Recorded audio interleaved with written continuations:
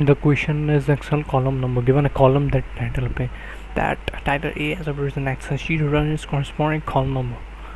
So for that question, input first run only argument is string A. So after run an integer, input 1 is 1, so we will be returning an integer A, but this question problem statement is incorrect, so we need to correct it. Like in solution title or number string S is given, and we have to return an integer.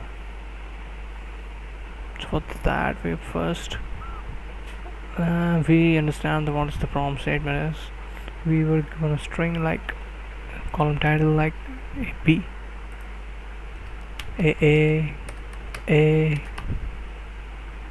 AC, like that, and we need to return an integer.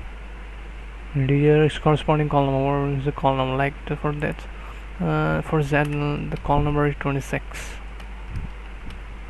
and for AA the column number would be 27, and for AC column number must be 29, and as in this case for AB the column number is 28.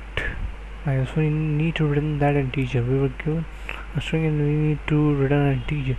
So for that we were declaring first an answer which must be integer, and we were creating for loop for integer I equals to n converting as length, and multiplying s answer equals to answer 6, and answer plus equals to string of I minus a plus 1. Answer we must be adding s of I minus a plus 1.